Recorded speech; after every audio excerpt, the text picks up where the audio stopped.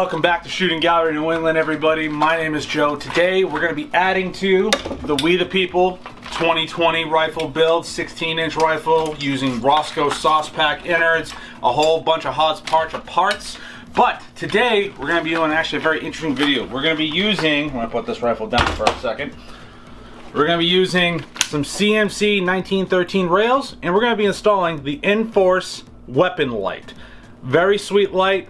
I'm excited to put this on. So let's get down to the tabletop and we're going to see how we install this with very minimal parts. So stay tuned. And welcome back, everybody. We are at the tabletop. So like I said in the beginning, we're going to be going over how to install a CMC M-Lock 3-slot Picatinny rail, and we're going to be putting the Inforce weapon light. This is a beautiful light. It's momentary on and off. I will have a full review of this flashlight. I almost said video. I'm gonna keep rolling on that. But it's a nice momentary on and off. Throws a lot of good light. Check out that nice Inforce label. Look at that. This is gonna be pretty sweet. So it's pretty easy. You don't need a lot of stuff to install this type of firearm. Or if not, sorry, firearm. Oh, goddamn. Doesn't need that much type of tools to install this type of accessory. Now, I'm going to be taking the upper off as I'm speaking. The upper for the We the People 2020 build. Hodgepodge of parts, please. Thank you. A big shout out and thank you to my buddy Shane over at New England Metal Jackets for helping me source the parts, because apparently everyone wants to get new ARs and AR parts, which is good. We welcome to the club.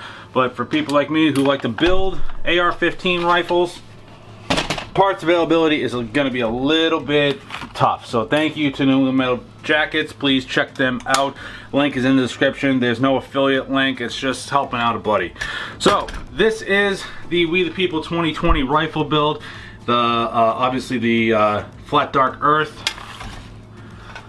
handguard from Timber Creek. It's 15 inches. Now what we're going to be using is we're going to be using our Bondis Gorilla Grip Allen key set, and it's a quick and easy trick on how to install the CMC. We're going to get right into it, but you can pick these up pretty cheap. They're like 600, that's not 600, wow, I'm thinking of something completely different. We're going to keep rolling on here. They're about like 20 bucks. Very simple and easy. M-Lock is pretty much the way to go. And I hope you guys have been enjoying this build series. I know it's been kind of drawn out a lot. I do apologize for the lighting. We're trying to work through some stuff here. But, so, as you can see, you're going to get the, oh, there we go. You get a little bit of Picatinny. All you're really going to need, and you get 2 screws. Now, what we're going to be using, the correct size for this, always want to make sure you use the correct size, and it is the 7/64 Allen key. That's all you're gonna need, 7/64. Now it's a quick install. What I like to do is, obviously there's these 2 spacers, which I'm gonna show you in a second as I'm fumbling on the camera. Trying some new lighting out. Hopefully this will work. Now you get these little nubs that connect to the interior of the M-Lock. Then you get the screw. So what I do is I first take these off. Now, sorry about the lighting, guys. I thought I was working on something and completely spaced on what type of lighting we need. God forbid we have something terrible with lighting. So what we do is we take the screw, plop it in the hole, take the reverse side. So when you see a raised section of this, like I'd call this a latch, it latches on. Hand thread it. You're gonna be looking at something around this configuration where you see that lip barely thread, just like 1 or 2 turns. Then what you're gonna do is take the other one, plop it in there, do the same thing. Take this raised section, turn it upside down. I have fat fingers, so I'm probably going to drop this a few times.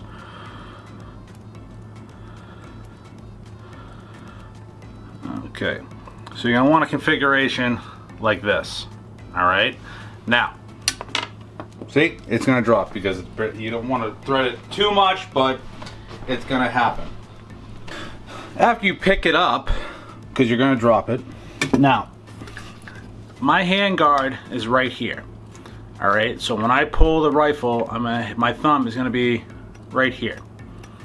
All right, that's kind of where you want to configure it. Some people draw their handgun right here. I prefer to hold my rifle with a handguard in this configuration just before the gas block. Now, what you're going to want to do is configure the Picatinny rail in this configuration. Get one side in. Actually, I don't want to look right there because, yep. Probably do it 2 M-lock slots in front. Once you get it in, I need to do a little bit of maneuvering for this to work.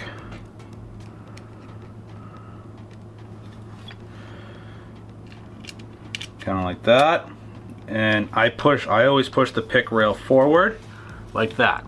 All right. So you're going to take your 7/64 Allen key, hold it, and then start turning. Since you've threaded it enough, it's going to start turning the pick rail. Now, what you're going to want to do, the other side's going to lift up, so just be aware of that. You're going to get this configuration where your pick rail is going to be lifted up a little bit. You don't want that. So what you do, loosen both of them, push it back a little bit so it connects with both of the pick rails. Hopefully that is going to focus in. I sometimes have to hold it in this configuration. Make sure that is. Hopefully you guys can see this. Now again, start turning. Okay, hand tight. Usually I recommend using Loctite. I just left it at the shop.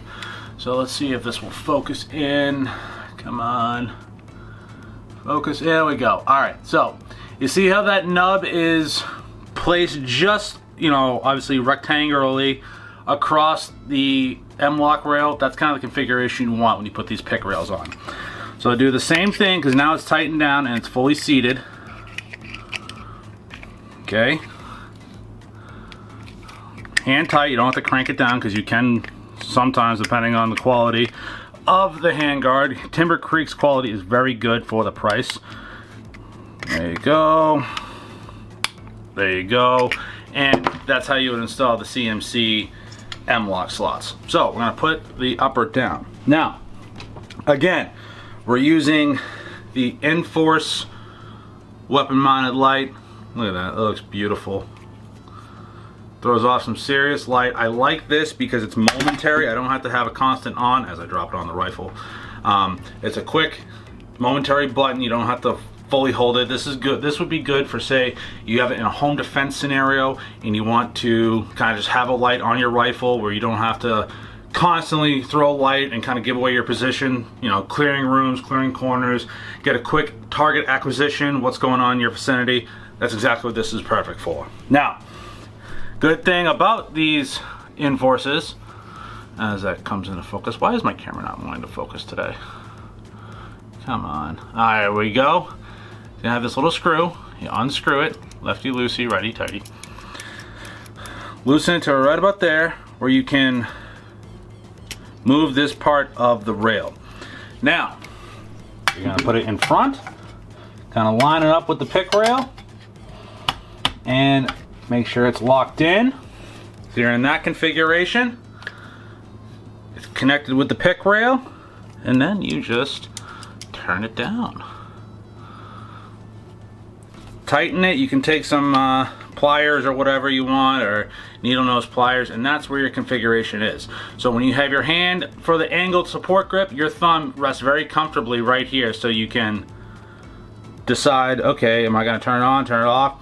If you really want to and you don't want to have your thumb on there all the time, you can rest it in between this slot right here. There's going to be a little bit of flap. Don't worry about that, guys. It's fine. But this is on there, rock solid. I probably will add some Loctite when I get back to the shop and throw it on the screws, but you don't always have to. It's far enough in front of the gas block where you're not going to get a bunch of heat. So let's get back up top and see how this rifle looks, all right? And we're back up top. Guys, look at that. That's where it's at. Again, safety check, it is clear. So that is the configuration that your rifle weapon light's going to be on. Again, I really like Inforce lights. I don't know how much they're going for at the moment. I think you can get, I'm going to ballpark around like 175 to 200, maybe a little bit more, maybe a little bit less. If I see it, I'll annotate it on the screen. But it's in perfect position, so when it's fully extended, I can check what's going on. I have perfect control. Now I'm gonna change the camera so I can get right up on the angle foregrip and have my thumb rest right there. If I don't, I can have it right above it. Now, some guys will have their weapon light mounted right on this top Picatinny rail.